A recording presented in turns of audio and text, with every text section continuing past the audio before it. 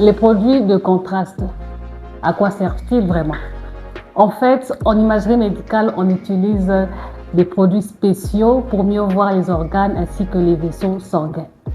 Pensez-y comme à un colorant qui met en évidence certaines structures pour que le médecin puisse les étudier.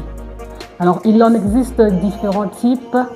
Nous avons le barium pour les examens de l'estomac ainsi que de l'intestin. Lui, on le boit. On a le gadolinium utilisé pour les IRM.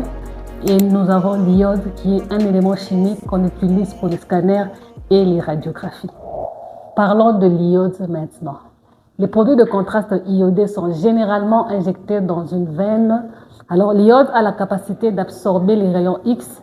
C'est ce qui permet de rendre visibles les organes ainsi que les vaisseaux sanguins et même des tissus qui seraient sinon difficiles à distinguer.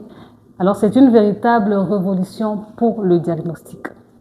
Donc, avant de faire un examen avec un produit de contraste, voici ce que vous devriez savoir. Un examen avec produit de contraste est une procédure sûre, mais il est crucial de suivre quelques étapes pour garantir votre sécurité. Le premier, c'est le jeûne. Vous devrez être à jeun 4 heures avant. C'est pour réduire le risque des nausées et des vomissements que peut causer le produit de contraste. Le deuxième, c'est le bilan rénal. Avant l'examen, on vérifie souvent la fonction de vos reins par une prise de sang. Alors c'est essentiel car les reins sont responsables de l'élimination du produit de contraste. Si vos reins ne fonctionnent pas bien, le produit pourrait les endommager davantage. Le troisième point, ce sont les allergies et les maladies. Il est essentiel d'informer l'équipe médicale si vous avez des allergies, surtout à l'iode. Alors, mentionnez aussi si vous avez des maladies cardiaques ou d'autres problèmes de santé.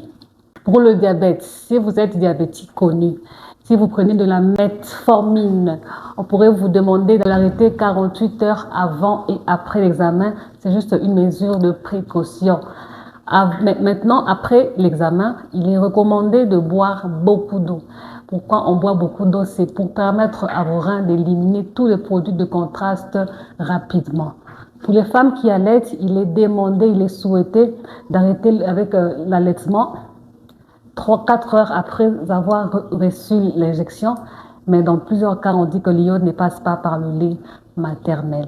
Alors, si vous avez déjà reçu une injection de ce produit, si on vous a déjà fait un examen d'imagerie avec ce produit, n'hésitez pas de me partager votre expérience dans les commentaires. On se revoit très prochainement pour une nouvelle vidéo.